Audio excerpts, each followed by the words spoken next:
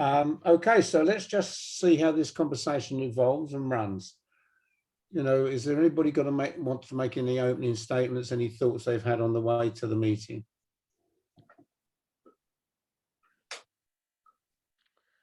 So go on, Catherine, please start us off. Yes, we all hope that we're coming out of the last lockdown, but we can't be sure. I think it would be the wrong move to close us down altogether. Whether we I'm tempted to say let's hold in abeyance, but how different that would be from keep going in a different form is questionable. But I think closing it down, I think would be, we might regret it, and the ability to ramp up if we need to, if there's another lockdown, I think was something that we ought to strongly consider. Yeah, I think the events of the last few days are becoming a bit scary again. We've heard all this, haven't we? And so we don't know where we're going. Has anybody else got a view on that?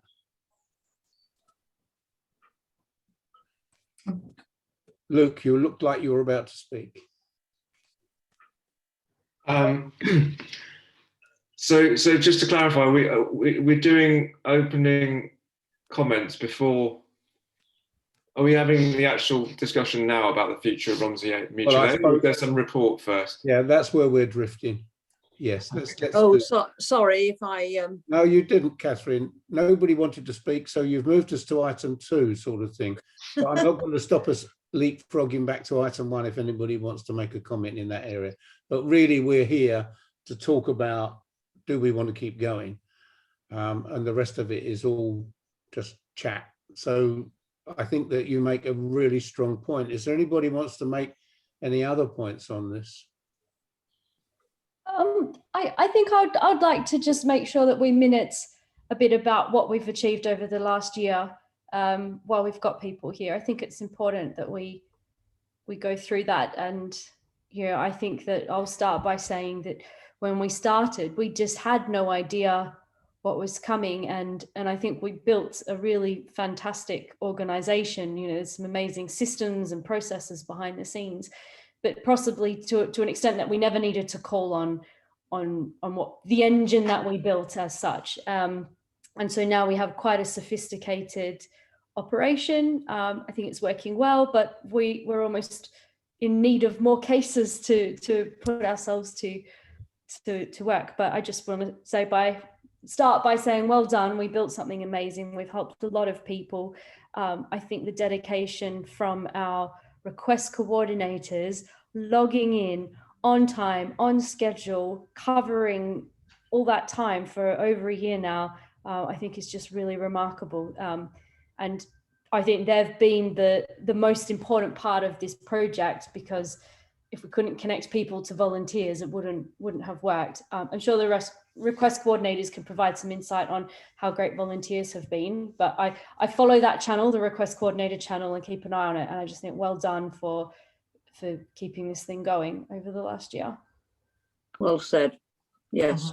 Absolutely. I mean, we've operated, or the request coordinators and the backstage team have operated almost every single day. Well, every single day, every single hour we've had covered until about a month ago when we reduced how we covered the thing. We were certainly geared up for a major pandemic, and our resilience was enormous. But of course, luckily, we didn't get hit hard at all in Romsey, and so we didn't start off with something on the back of an envelope. We started off with a whole machine, and it still sits there. It's Andy and the other 2 computer engineers that were involved in that.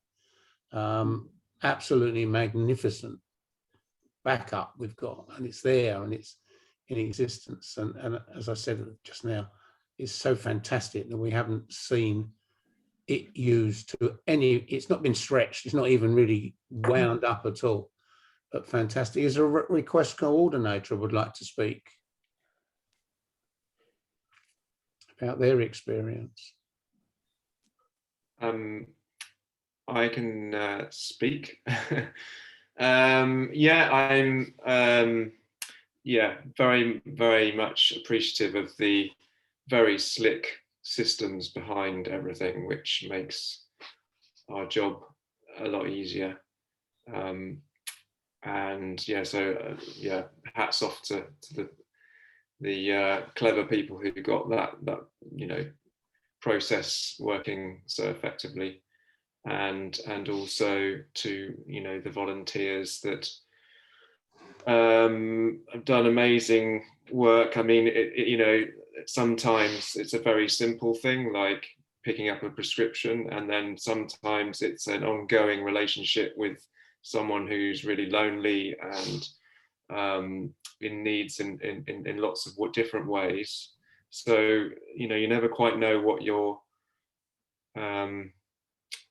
well, the volunteers were not always clear about what they were getting into, but everyone was there's been some amazing kind of work by volunteers sticking with people over the weeks to help them. And I think that's another point really about the future, is that there probably is people still, those relationships are still there, and so there is still a need which is being managed sort of below the surface.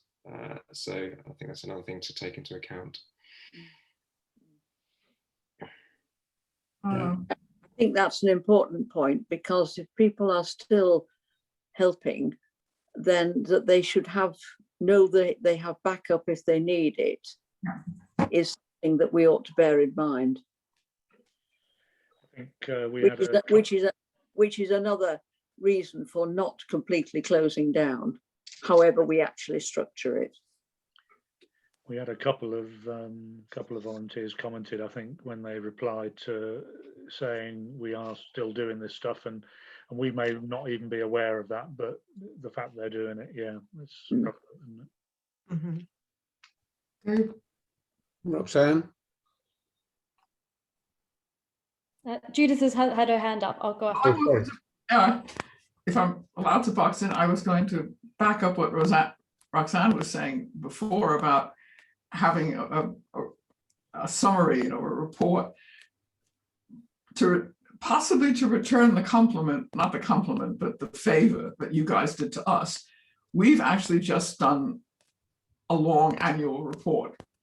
And part of the reason for that is that the chair of our trustees, Cynthia, is also the chair of another charity, and has a long experience doing things like that. So she sat down 2 weeks ago and simply used the charity commission template, basically, that she's used to write to set up an annual report.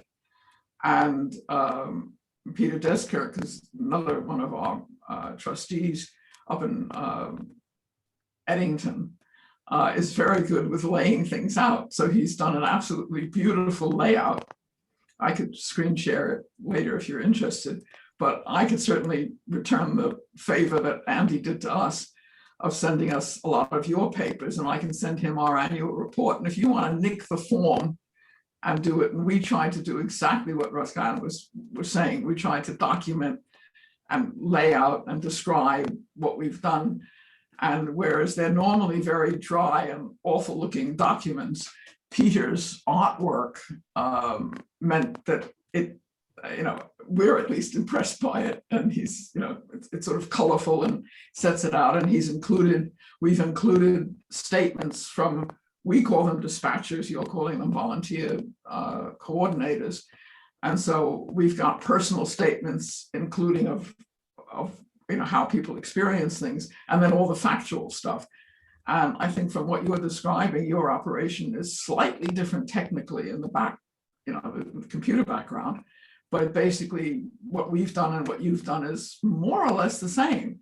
Having somebody who coordinates the volunteers and with the need, and has a smooth running organization and has a computer background. So And I felt the same way as Roxanne described when I wrote to everybody, I think yesterday, saying that I felt that the annual report, in fact, I still think it could be a little bit more personal, with a little bit more sense of in your face, of faces to things. Thank you, Judith. Thank you.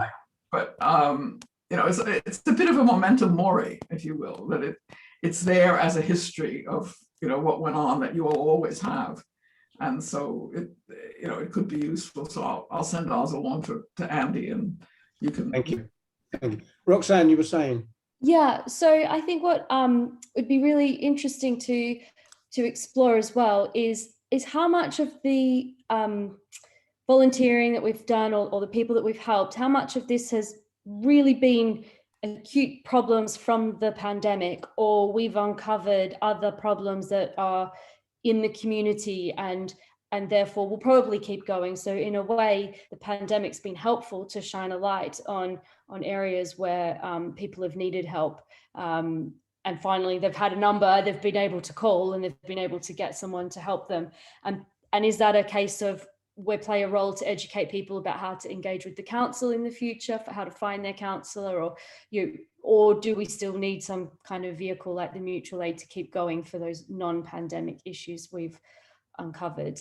I had another point, and it was a good one, and it's just completely run away. So I'll leave it. Worry. Paul? Yeah, I'd just like to say I think it's a really good idea that we write a little report, and particularly focused on what the volunteers have actually done. Mm-hmm. But also, we were from the offset, we were actually first funded by a number of individuals who just gave money to us. And we should acknowledge the fact that people gave of not just their time, but their money to help us do the things that we did. And the report is something that we could publish. It was a GoFundMe campaign, but there was also a number of people who gave a significant sum in some instances. Yeah. And also the City Council has given us money, and I think they deserve to know what we've done. Yeah, I think that I would say this, wouldn't I? But in some ways, the way that our staid and trusted safe pairs of hands at the council, the officers, managed to get quite entrepreneurial at the end of it very quickly and break loose of some of their shackles in the way that they operate, and that did, after about a fortnight, got on the move and has been very useful. What you're saying and what I'm hearing here is that maybe it might be a repository for people to write in and give their little half a page, and that we can ask people to produce this sort of thing. And then what we really need, of course, and I look around the room now, is somebody to edit this and put it together. It would be really nice to find a volunteer to do that. Somebody that will put it together and produce it, and then we can accept it and publish it. I don't know, is there anybody with Luke or Ole or Amelia or Ilya or Frankie or, or Debbie, is there anybody there that would like to do this? Sorry, what exactly would it be? Well, what you would be is a central point for people to send you their little anecdotes of what happened, and then we put it together from there, and that would be then a draft that we may, as a group, decide to expand by adding in things like, well, obviously, like Paul said, but all you would do in the first instance is that you would just take in all the comments and collate them and put them together into some sort of document, and then we'd meet up and discuss that document and see what we're going to. So it wouldn't be onerous; it would just be a role at the beginning. Does that make sense, people? I just want to maybe to help. I mean, Andy and probably I have, through the trustees, have the connections with all the people, or Andy certainly does as the coordinator, and just putting out the information on that. We've got 2 social media. I think we've got 2 social media. We've still got Twitter and Facebook, Andy, or Slack. And you're muted. Muted, yes. I don't think we do social media, do we? Or have I just forgotten about it? Maybe I've imagining it. You might be, boy. I don't remember. So what but certainly we should be. We've got the opportunity to. I mean, I'm not sure how many people are now visiting us on Slack, but we could encourage those people who did do work for us or volunteers in the past just to write about their experience. And I think we've got the lists of names, Andy, to send out like we sent out today, and maybe you might find that you get something. It's rather than just allowing. I mean, Amelia, if you're happy to volunteer to put things together, that's great. But maybe you need some help. Yeah, well, yeah, I mean, I would. I don't think I could manage all of it on my own at the moment. I would need somebody to help me, to be in correspondence with, like to help me with it. Yeah. Roxanne. I have experience with annual reports. I cannot take on the doing of it, but I'm very, very happy to, as long as someone's sort of bringing stuff together, very happy to sit down and make sure that it's ticking the boxes in terms of an annual report and so on. Have written a few in my time. Yeah, I was thinking more that we'd have this one person or two people to collect all the documents that are sent in, all the anecdotal stuff, and then they just put that into one document and hold it, and then we'd meet again and discuss how we're going to sub-edit that and bring it into the form of an annual report. Pete? I'm willing to just collect the document if there's no wordsmithing involved. Well, I'm not going to ask for a vote here. Amelia and Pete are both sort of coming forward. Perhaps we'll put out both. How would you like to do this? I mean, Pete, you could just take it on and collect it all together, and then Amelia can help out in the second stage. Does that not upset you, Amelia, that we're taking you off of that role? I'm okay. It's fine. Yeah. Okay, Yeah. Pete, you're gonna get that, and then we'll meet again when it's all done. Andy, as the secretary, do you think you could reach out to everybody and ask for them to send anecdotal stuff? And it doesn't really matter what length it is. If people want to put 4 pages, then it become 4 pages in a report, won't it?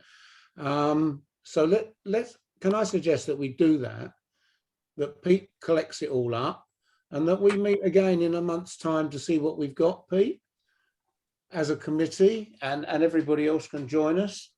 Does that make sense? I'm going to move on. Debbie. So I just wanted to ask whether there'd be any mileage in compiling this, to be getting any feedback from any of the recipients of aid that the volunteers met. I mean, I've sort of, as a someone that was more involved on the volunteering side, I now have what I think is a sort of an ongoing relationship with a couple of people who needed aid in the beginning. And I would imagine that at least one of them would be willing to give us some feedback to determine, just so we know that we're not just, in an echo chamber here, believing our own hype. I'm not saying it is hype, but just believing the world as we see it. I just would like to get that other side of the world from them. Was it too much? Is it intrusive? I sometimes find it hard to get that balance right. Like, is just knocking the door to someone intruding on their privacy, or do they welcome it?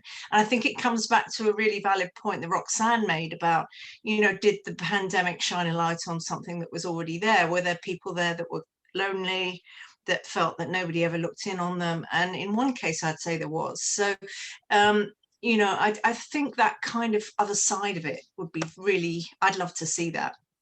Do you think we could draw up something like that, Andy, to yeah, I mean, we have the contact details of all the Yeah. people we've helped, don't we? So I'm sure we can do something. Yeah.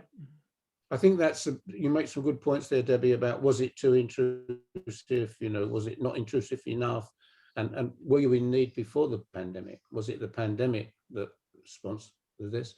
So have we got that, Andy? Yeah. And so let's put this here for the moment while we decide what we're going to do.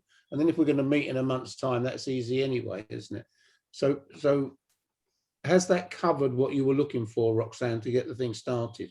it doesn't have to be done in a month. I mean, we'll just pull the stuff together and then have a look and see what the data's telling us. Yeah, I think you'd really call this an impact report, an annual report, but it's just about showing what impacts did we have in the community. And that should then, I think, be very helpful in deciding what happens next. Yeah, I think that's a great idea. Thank you. Right, so shall we move on to these 3 suggestions? I mean, I think, given the proximity of a potential another event that we hold as we meet fortnightly or monthly as a committee and just hold on, and then we'll see what's happening. I mean, it may be that there's always going to be a lurking spectre at the back of the stage all the time, or it may be that it actually comes back as a reality and we just gear up again and press a button. Has anybody else got any other views? I mean, just to be devil's advocate as much as anything else. Sorry? Please do. Yeah.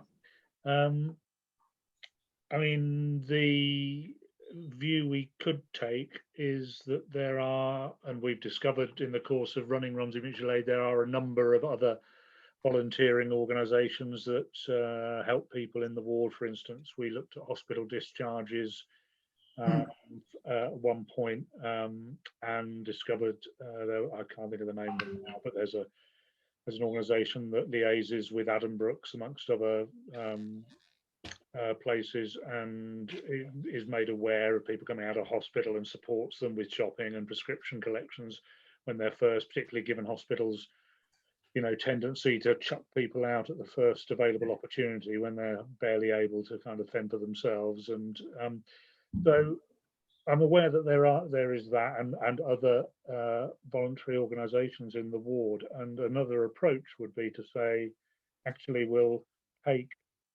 the ongoing cases that we've got and encourage volunteers, if they're unable to continue helping those people, to go ahead and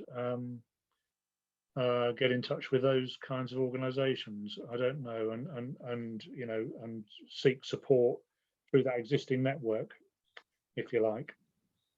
Don't know what people think. Roxanne?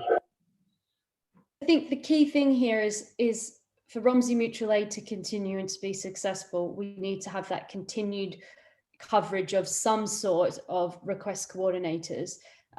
We need someone to say, this volunteer's got in touch, and this person's got in touch, and this volunteer is the person who can help them. If we don't have that, it doesn't work. And I think we need to find out, how do request coordinators feel about continuing? Are they happy to say, yep, we'll continue as is for the next few months because we know there's this potential spike that might come, or are the request coordinators exhausted and done with it? I think it's really important that we find out from them.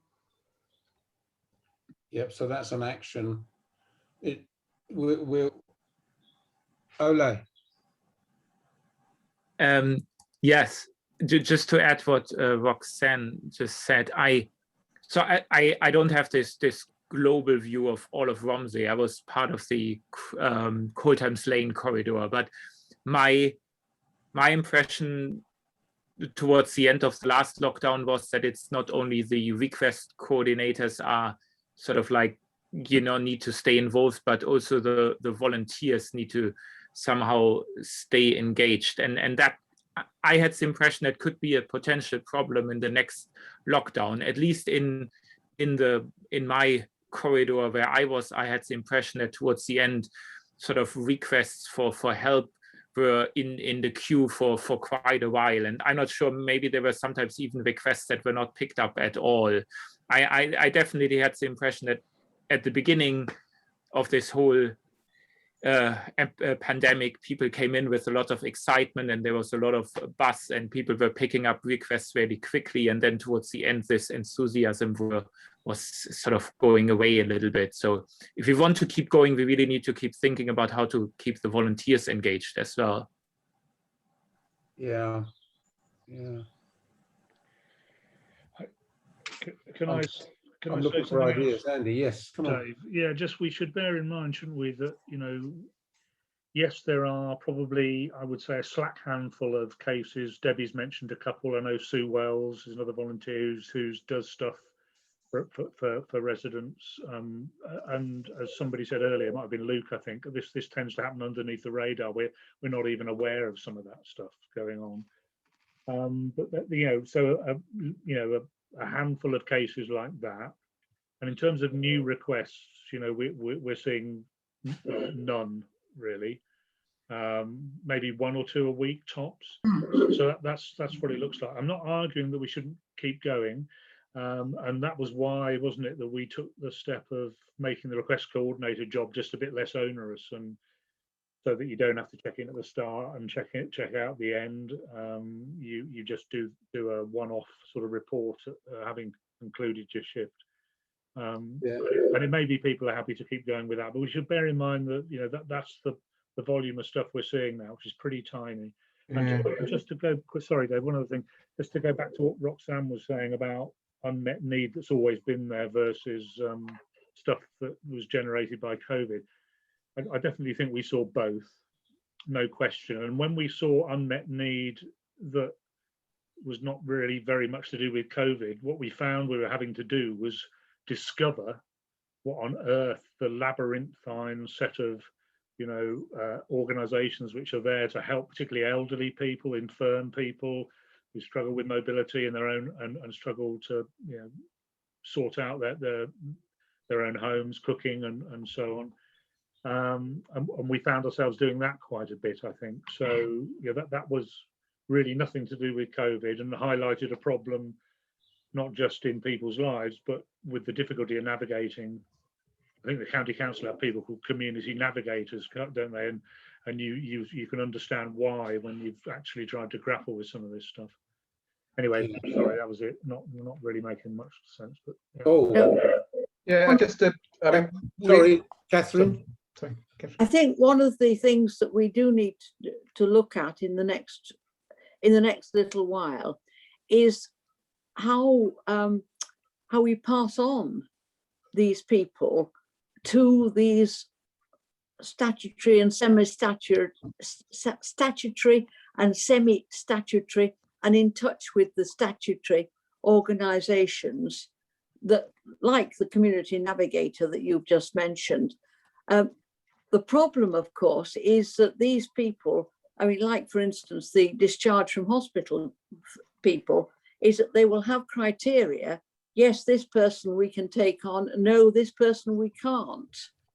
And we can't obviously abandon people, but finding the right place to pass them on to, and perhaps making better known the organisations that are there, like, say, the community navigators and similar sorts of people. Quite how we do. I think perhaps as we wind down, or if we wind down, or when we wind down, that's got to be part of the programme. And that's what Catherine's just saying is very much what we've been dealing with. And we're very much continuing. One of the things in terms of the response of the community, we've been doing a lot of leafleting. I don't know whether you, so we've put leaflets through every single door in Castle, drawing attention to what we can offer. And we've had a lot of reactions from people who said, I haven't needed you, but it's been a great sense of it's relieved my anxiety during COVID that I know you're there if I do need you. Yeah. So we've had a lot of positive, you know, feedback from that. And I think it's clear that exactly what Catherine and Roxanne is saying, that, and Andy, that having learned how to pass people on and what's out there, it's almost justification for, you know, your Romsey Mutual Aid or Castle, that there is an organization that has pulled it all together and knows how to refer people.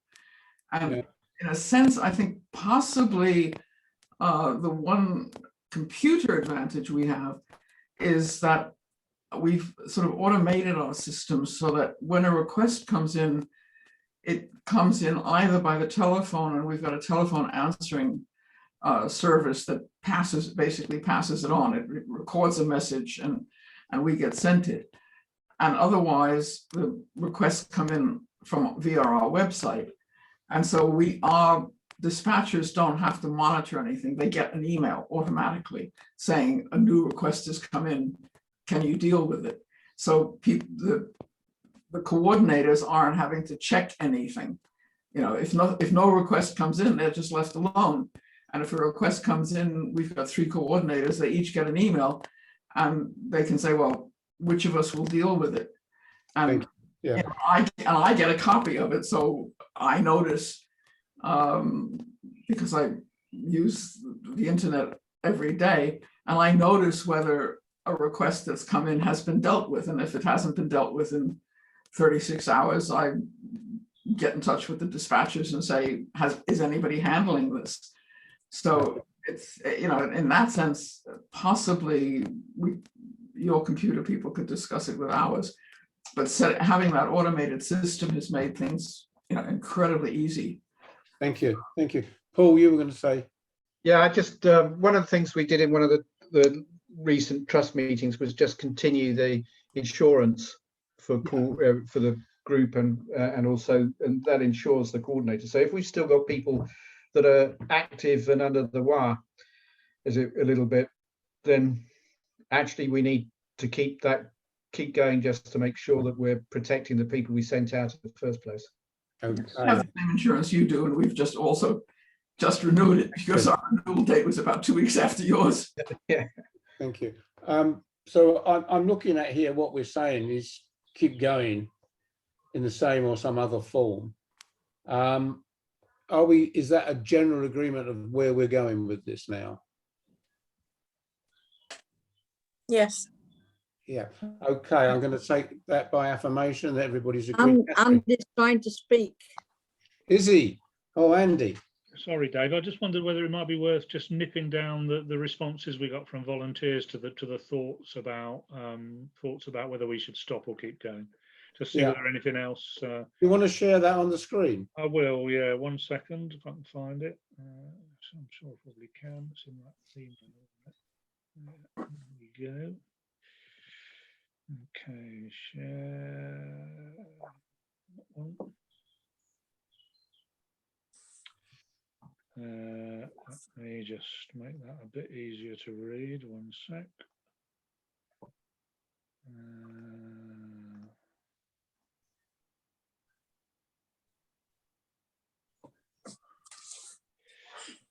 So Peter said we should see what the needs are and adapt. So the idea of seeing what the needs are, I guess, is a bit of an age-old problem for us, isn't it? Is there unmet need out there we don't know about? Is always the concern. But anyway, I guess that's what we've been talking about.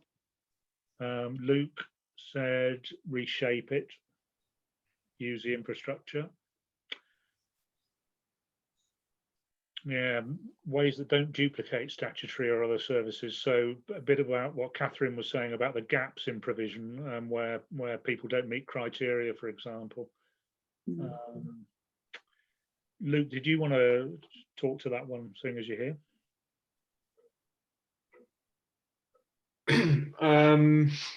Yeah, I just feel that if we just had a bit more time, we could think through keeping on some of the COVID related stuff, but also maybe thinking about what other things we might be able to offer.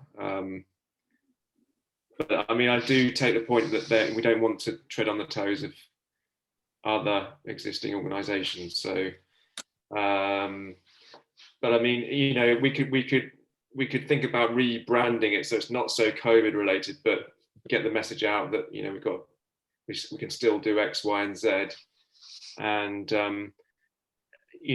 perhaps part of the reason for the current lack of demand is lack of awareness, because we haven't probably done leafleting for a while, and if everyone was clear that we're still here and we can still do this, maybe there would more needs would come to the surface. Yeah, great. And I think scope we should sort of scratch our heads a bit about, shouldn't we? Is there stuff we could start doing that we've not been doing yet? Then we've got Victoria Willingale said, so again, beyond COVID. Again, filling gaps in provision around particularly adult social care, I would imagine we're talking about. Yeah, helping an elderly couple with their weekly food shop. There you go. There's somebody we talked about earlier. And I'm pretty sure she's off the radar in terms of Romsey Mutual Aid. Yeah. Ole. Yeah, so scope, what we're doing, have another think about that. That's what the point we just made. Paula Goddard. COVID could go on for a long time. City Council designates someone who's coordinating support. Yeah, people. So I guess, Dave, I don't know, but I guess City Council would still have an overarching kind of responsibility for. Yeah, I mean they've certainly taken on food aid throughout the pandemic, haven't they? And coordinating all that. Yeah. Yeah, I'm sort of thinking here that we have the volunteers' names and the machine, the organisation, and I wondered if this is we're sharing something with everybody, aren't we? All the RMAs are going into this same problem. I wondered if the City Council wanted to do something to pull all this together, and hold it as a Cambridge Mutual Aid, or whether we would like to sit and do it on our own. I'm also thinking that maybe we should give 4 people the opportunity to sit down and scope this, see how it works for us, because we are talking about something grander than what we provided. I mean, I know we had the ability to provide something enormously grand, but if we're going to continue with 300 volunteers and 8 organisers, then maybe we were looking at actually becoming another social service in a way. What we need to look at with people to see where somebody takes this away, 4 people. Frankie, I'm interested that you're going to come up with something stunningly interesting for us. Oh, no, I don't think it's going to be stunningly interesting. It was just kind of to respond to that point, almost a little bit with a kind of devil's advocate, in that I think one of the really amazing things that drew lots of volunteers into this is that it was, you know, a kind of unique feature of mutual aid organisations that it's doing something really on a local level for your neighbours. And I think it's a very different thing to say, you know, we're going to give all of these volunteers' names to the City Council to kind of get them to join in volunteering for statutory services. I think that's quite a different thing to what a mutual aid organisation is. Like fundamentally, like I personally, you know, wanted to get involved because, yeah, it was a kind of grassroots, local, helping out the people that live nearby you and feeling a responsibility towards them. And I think that's different from, yeah, what kind of statutory services should be offering. Just as a kind of, yeah, devil's advocate type Indeed. point. In the macro, that's exactly right. I was just thinking as you were talking then that nearly I don't know how many streets in Romsey have got a WhatsApp, but that is something that this could be delegated to almost. So what if I suggest, because I'm very aware that we've been here 50 minutes now, what if we ask 4 people to scope something and come back with ideas for us to look at? Because I'm sure we don't want to sit here for another hour moving around this area, or perhaps we do. Sorry, Dave, scope what? What the mutual aid, change the scope of what the mutual aid does? Well, no, 4 people sit down and work out, come up with some ideas, do a sort of thought shower, and come back to us, in a month's time with some ideas and say, look, this is how we thought it could be organised. I mean, because we have a lot of WhatsApps, and the WhatsApp hasn't actually taken on that role. The WhatsApp, from my experience of them, is been a thing where people share things. You know, I've got an old lawnmower, or I want to borrow a club hammer, or things like that. And so it's only a short breath away from offering the sort of service that we offer in each road. Dave? Yes, please. Yeah, I just wanted to just make sure that Frankie's point was really important, I think, is that it is mutual, the Romsey Mutual Aid, it's about neighbours, it's about locality. And one of the things that you lose if you go citywide is, well, who are the, you know, who are these people? What are they doing? And you lose the bit that it's my neighbour I'm looking after. And that's, I think it's so important that, you know, we keep it tight to the locality and we share things with other mutual aid groups who are doing the same thing. Right. I agree. Absolutely not move it to citywide or doing anything else, because I think you just lose the whole strength of what you've done. Yeah. And Dave, you can't pass on people's names and addresses to the city. No, not just like that. No, absolutely. No, you cannot. And I agree. Romsey Mutual Aid is Romsey Mutual Aid. It's not Cambridge Mutual Aid. It may be that the various interlinking mutual aids cover Cambridge, but that's a different matter. Yeah. And the other thing I think we need to remember is that what we're talking about is on the fringes of, or just off the fringes of, social services, which is a county function. And it may be that the county, under new management, as you might say, might be interested in working with the various mutual aids, perhaps linking up with the community navigators and all that sort of stuff. We don't know, and they probably don't know either, because they've hardly got their feet under the desk, if that. Yeah. There's two thoughts that the two thoughts I had was one that we take the screen share off, Andy. Yeah. Because I can't see everybody. We can do, yeah. There's two thoughts that I had was one. All right, there's two thoughts I had really was one, and it's something that's come out from my workplace as much as anything else, is just tiredness. Yes. You know, a lot of people are just exhausted from doing things in a way that they've never done before, very intensely. And we should be very mindful for all the people that have been involved with us, that maybe they need just a break for a bit and then reinvent the wheel. And the second point that I'd like to just say is that any changes to what we do will mean changes to what we do constitutionally, because we set ourselves up with a very limited constitutional remit in terms of supporting the COVID. And we always knew that it could be widened out, and so it's completely possible for us to change it, but we just need to be aware that that's what we did. Yeah, that's exactly the same thing we've got, that our constitution is like yours, limited. Yeah, discussing the same thing.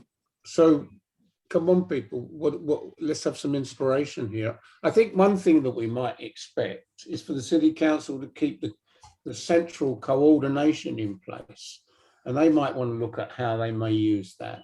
But for us, we need to come up with our ideas and how we are going to operate locally. I mean, it may be difficult for people just at this moment to sort of say, get 4 people together and drive something change through. And it may be just that we listen to what happens politically just for a month or so, and then we ask people for more contributions in the same way that Andy has got for this meeting. And I think those were really interesting. And I certainly some of the things that Luke said and others said really resound, because there is a social services. There are things that are going on, but there are people that are just missed by all of those official functions, just missed entirely. It could be for mental health reasons, it could be for age and infirmity, it could be for all sorts of things, but they're just missed. And working out how we could best reconfigure ourselves to be able to be the neighbours that Frankie refers to, I think may take some time, and it just I think also people need to refresh themselves before they move on to doing that. Right. So we'll leave that in place, and we'll address it at another time, another meeting. So are we at that point where we need to look at how we appoint a chair and officers and trustees? Have we sort of exhausted that debate? We didn't get to the bottom of the list. If you want to get to the bottom of the list. Oh, sorry, Andy. Yes, please do. Might be some inspirational stuff somewhere down there. So that was that one. So this is from Debbie. Hello, Debbie.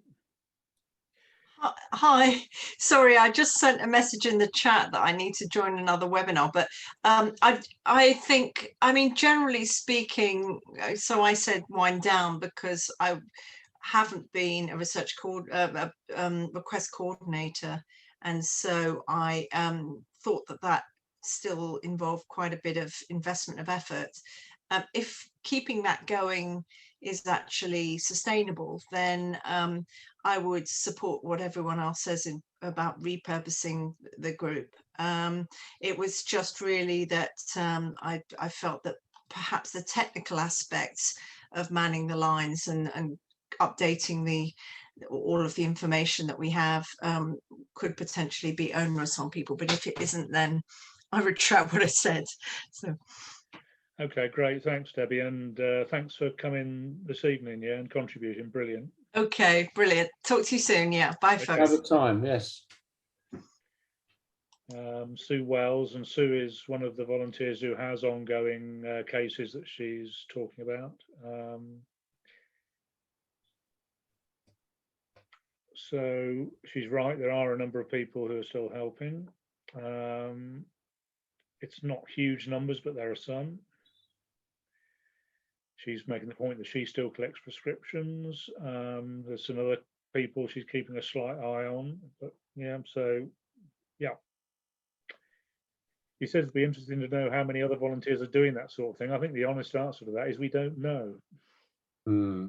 If they go off piste and do their own thing, then we've got really no way of knowing that they're out there. Who's this? That's me. Yes. So yeah, it's Judith. Judith, did you want to say something to this, or had you already said it? I think I've mostly said it. Yeah. I mean, the one thing I had thought of during the meeting was sort of to reinforce what Catherine said about being careful about revealing things. I like your idea of writing to people to ask for their experience, which is again an idea that I'll probably nick. And at our AGM, ask people, the volunteers to write in, and we might. And since we have a full list of who we've helped, we can write to them. But collecting anything, I think, from the users of the service has to be anonymous, because I don't think people would want necessarily wants the community to know that they needed help, particularly if the help that they needed was financial or emotional. No, I don't think anybody's talking about doing that. No. Yeah, so I think that we have the ability to edit and sub-edit so that the whole thing becomes completely anonymous. Yeah, it's just a matter of reassuring people. No, I'm very impressed with what you're doing, and I think it's in many ways very similar to what we're doing. You're a bigger organization than we are, partly, I think, reflecting the fact that one of the problems, in a sense, in Castle is that we're very disjointed because of all the colleges. I mean, we're absolutely dominated by colleges. And so we've got, a set of residents up here and a set of residents here divided by college land.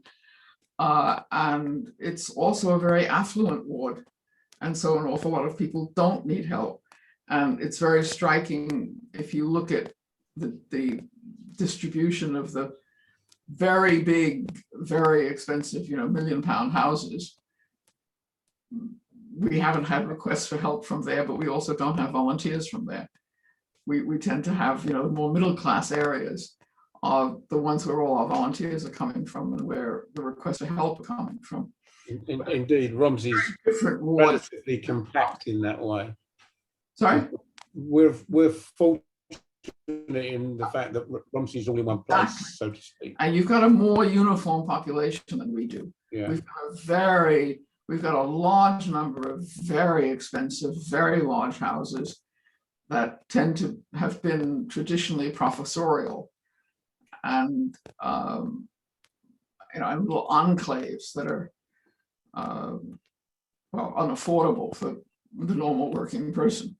We're running out of time, Judith, I think. Sorry to cut you off, but I think we've got to get through these last few items before.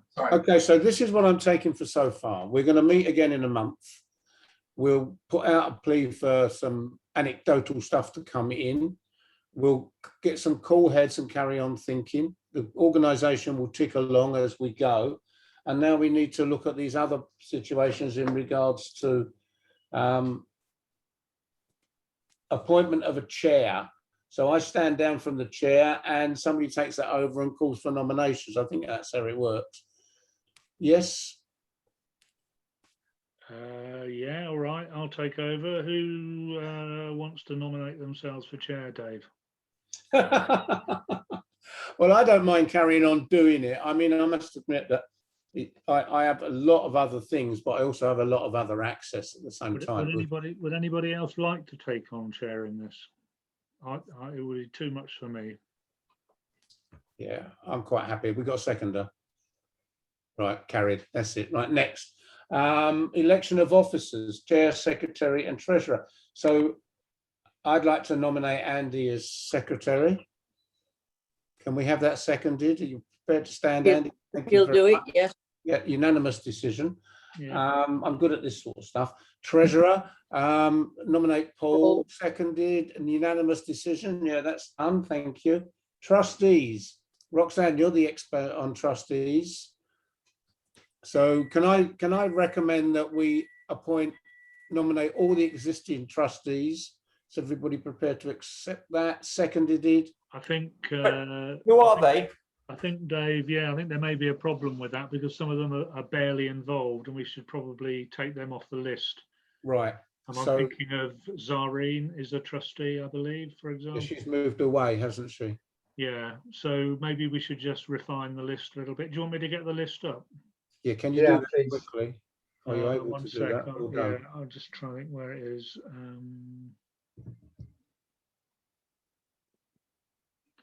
One sec.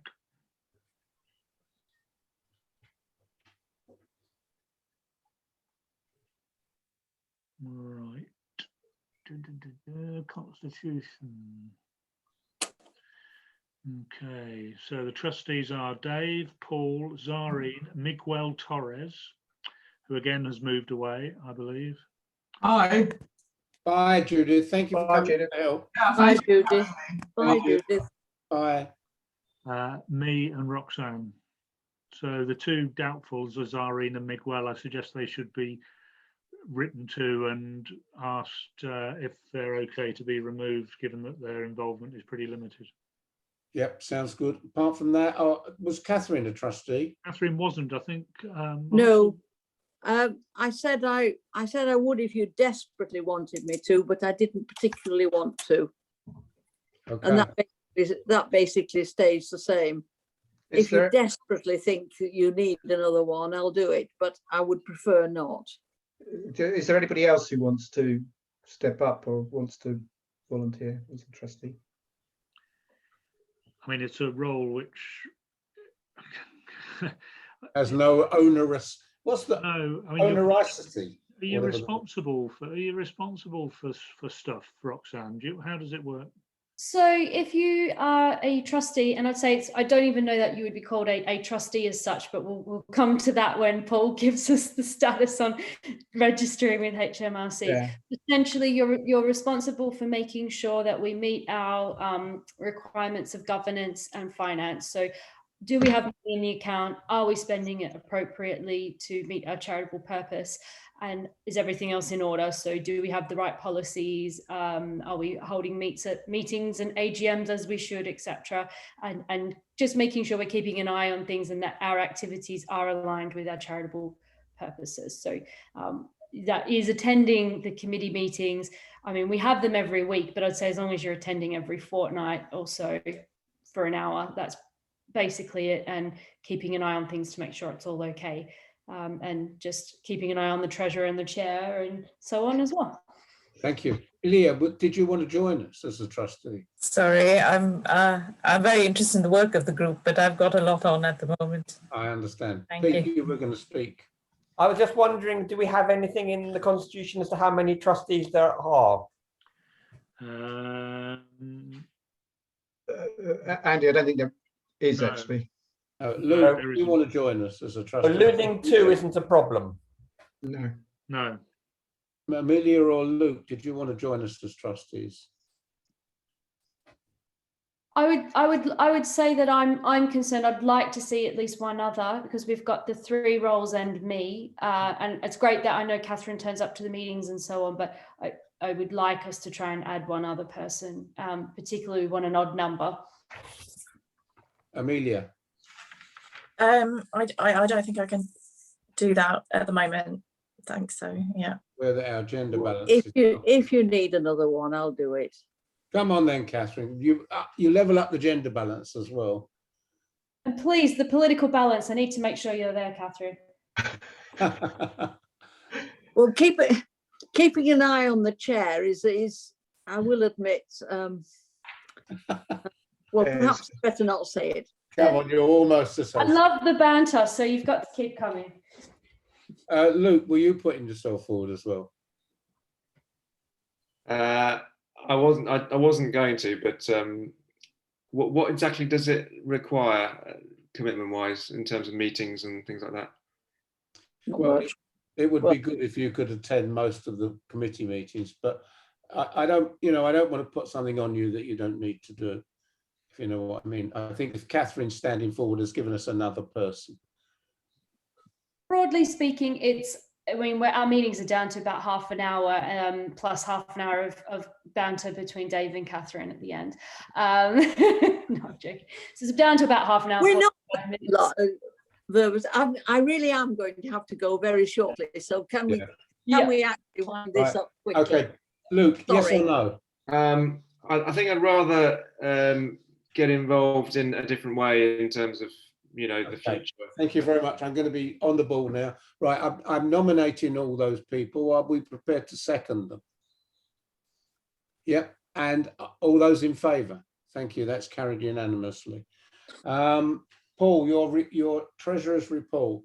Yeah, I mean, I'll be pretty brief. I sent Andy. I don't know whether you distributed the accounts that I sent out this morning. I didn't, but I can share the screen.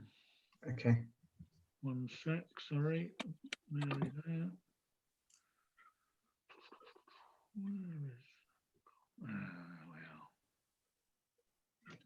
Administration, finance, accounts. Share.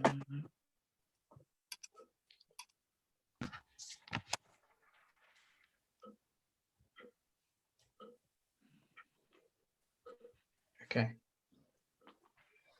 Right, if I briefly talk you through the accounts, we've got an income over the last year, so to the end of April of £2,232, almost equally made. Well, we got more donations than we got grant, but we have an outstanding grant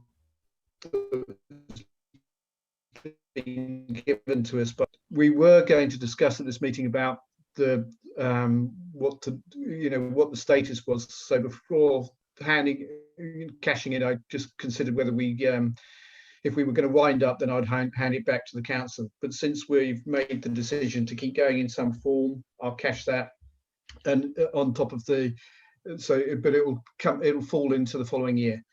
In terms of the expenditure, most of our expenditure, we've had we made some significant donations to local food hubs to support their work at specific times of the year, which includes Christmas, half-term holidays and other things with food. But we also made donations to food donations to individuals.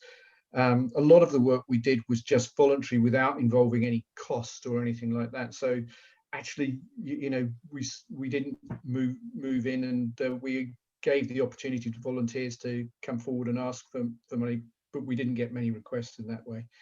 We had our admin costs are essentially our insurance costs, and there's a small IT fee for setting up some of the things that we did.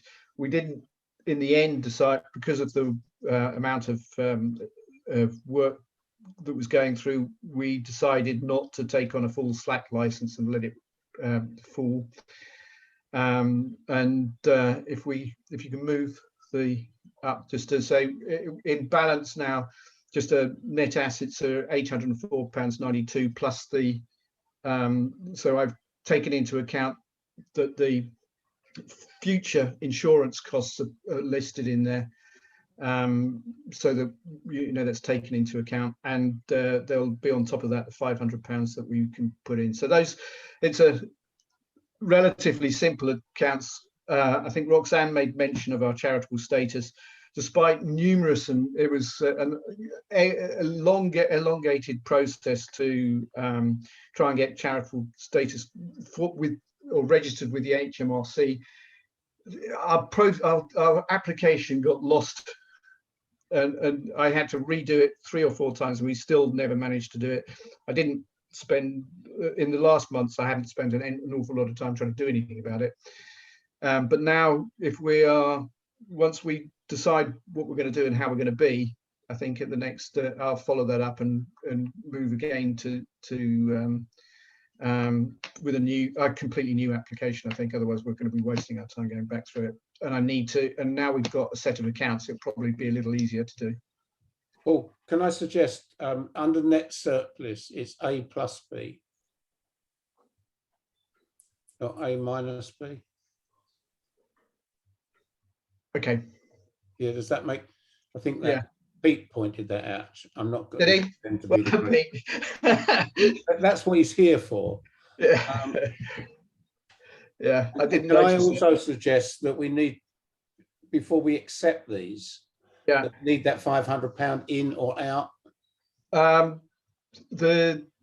wouldn't have fallen into this year anyway, so. Oh, right. Okay, so with that one amendment of the net surplus figures, are we prepared to accept these accounts? Are we happy to accept them? Yeah, we've got a nominee. Yeah, okay, so the accounts are accepted. Thank you very much, Paul. I vote of thanks to Paul. Right, is that all we need? Yeah, that's done. Excellent. It's not that onerous. Yeah. So is there any other business? No, well, I think that can I quickly just say I'd like to extend thanks to the chair for coordinating all of this over the last year. Well done, Chair. Oh, I'm humbled. I've done virtually nothing. I really haven't.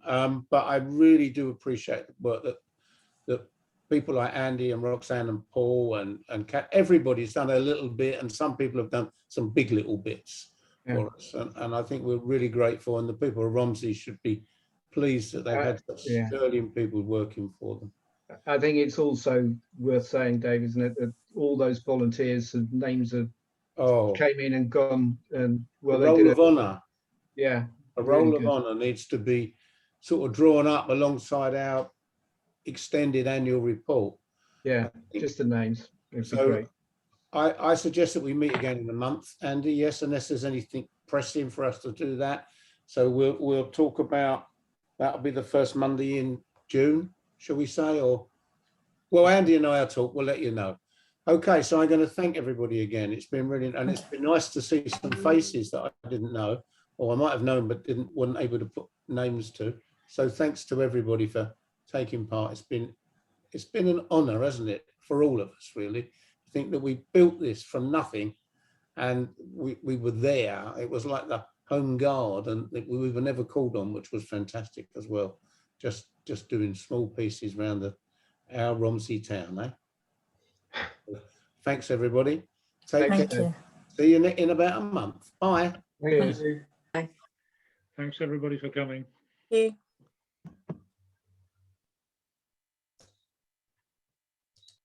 So do I take it there are no more weekly meetings?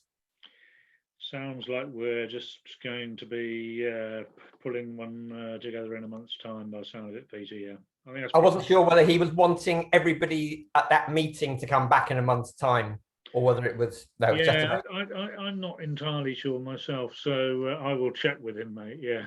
Thank you. Bye. Nice one, Peter. Thanks for coming. Lovely to see you.